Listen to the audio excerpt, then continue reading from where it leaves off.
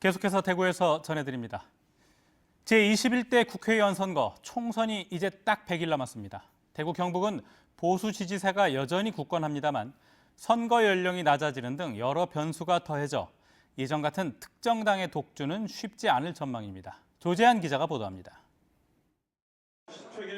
새해 보수 진영의 가장 큰 화두는 통합입니다. 범 여건에 맞서 수적 우위를 차지하기 위한 통합이나 연대가 필요하다는 겁니다. 꺼져가던 통합 불씨가 되살아나고 있지만 보수 정당 간 정치색 차이가 작지 않고 지역 특성도 무시 못할 변수로 꼽힙니다. 대구 경북 같은 경우는 새로운 보수당하고 자유한국당이 굳이 단일화를 해서 다른 당을 이겨야 되는 그런 구도는 또 아니라는 것이죠. 그래서 이제 과연 두 당 간의 관계가 대구 경북에서 치열한 경쟁으로 갈 건지 적당한 타협으로 갈 건지 여기 좀 열려 있다고 볼 수 있겠습니다. 선거법 개정으로 준연동형 비례제가 도입돼 군소정당은 약진할 것으로 보입니다.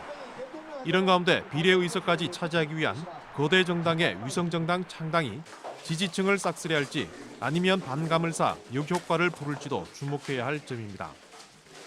선거 연령이 고등학교 3학년에 해당하는 만 18살로 낮아져 대구 경북에서도 5만 6천여 명의 유권자가 늘어나게 됐습니다. 그만큼 정당 정책, 공약에도 변화가 예상됩니다. 동등한 유권자로서 동등한 시민으로서 그러니까 또 하나의 정치적 주체가 탄생하는 순간이다. 그럼 이들을 어떻게 인정을 하고 강력하게 흡인을 할 것인가 이 부분도 생각을 한번 해봐야 되고요. 국회의석 300석 가운데 한 석이라도 더 차지해 다수당이 되기 위한 정당별 전략이 치열해지는 가운데 총선은 100일 앞으로 다가왔습니다. MBC 뉴스 조재한입니다. 총선이 100일 앞으로 다가오면서 예비 후보 출마가 잇따르는 등 총선 열기가 점차 달아오르고 있습니다. 특히 이번 총선은 앞서 전해드렸듯이 선거법 개정으로 많은 변화가 예상되는데요. 경북에는 어떤 영향을 미칠까요? 엄지원 기자가 전해드립니다.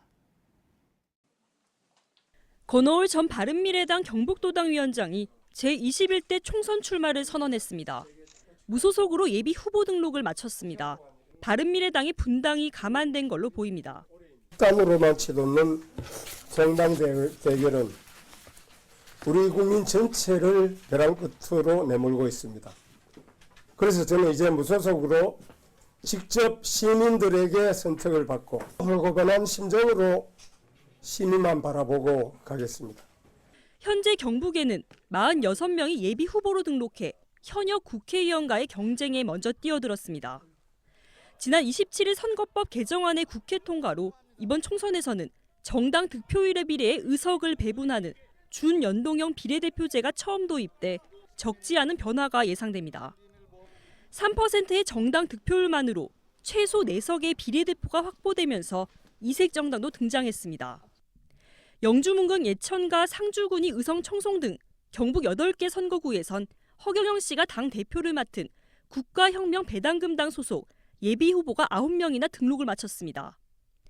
선거 연령도 만 18세로 한 살 낮아져 보수 1세기의 경북 정치 지형에 어떤 영향을 미칠지 주목됩니다.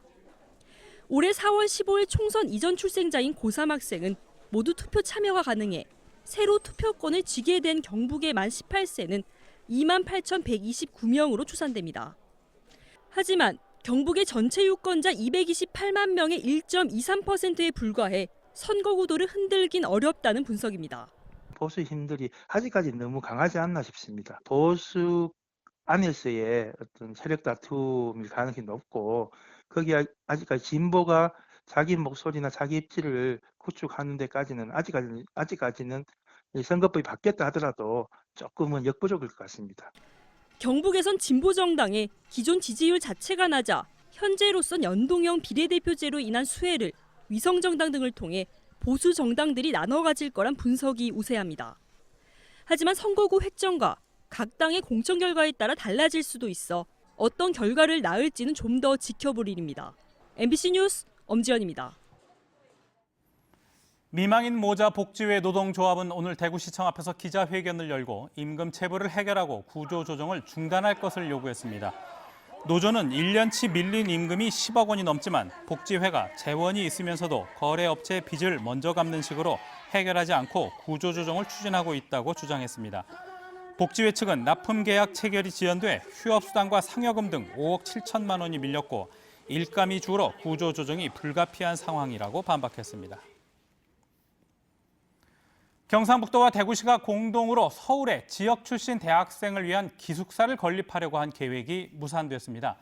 경상북도는 서울 학숙 건립을 위한 타당성 조사와 기본 계획 수립 용역을 했지만 교육 환경 변화와 여론 등을 세밀하게 검토해야 한다는 분석이 나왔고 청년 인재 유출을 막아야 하는 상황에서 서울에 기숙사를 짓는 것은 바람직하지 않다는 지적들이 제기됐습니다. 이에 따라 장학금 확대 같은 다른 방안을 검토하기로 했습니다. 지난 한 해 동안 경상북도 소방본부에 접수된 신고는 73만 건으로 43초마다 한 건씩 신고가 접수된 것으로 집계됐습니다. 신고 중에서 민원 상담 등 비긴급 신고가 65%를 차지했고 긴급 신고 35% 중에서는 구급 62%, 구조 24%, 화재가 15%를 차지했습니다.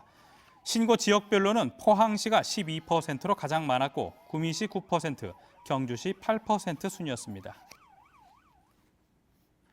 경북 지역 일생활균형 지수가 전국에서 하위권인 것으로 나타났습니다. 고용노동부가 지난해 각 지자체의 일생활균형 지수를 평가한 결과 경상북도는 100점 만점에 48.9점으로 17개 광역시도 가운데 11위로 전년도 9위보다도 2단계 떨어졌습니다. 지자체 관심도 영역은 5위로 상위권이었지만 근로시간과 휴가 사용 등 일 영역은 12위, 가사 분담과 여가 사용 인식 등 생활 영역은 15위로 하위권에 머물렀습니다. 통합 신공항 후보지 선정을 위한 의성 군위 지역 주민투표가 21일로 예정된 가운데 최종 후보지로 확정된 지역은 다음 달 중 토지거래 허가구역으로 지정됩니다. 경상북도는 의성군, 군위군과 관련 협의를 통해 이달 중 지정 범위를 확정할 예정입니다. 또 주민투표가 마무리되면 바로 경북 항공정책자문회의도 열어 기존 공항 개발 계획을 최종 후보지 중심으로 조정하는 등 신공항 로드맵 작성에 속도를 내기로 했습니다. 이상으로 MBC 5시 뉴스를 마칩니다. 고맙습니다.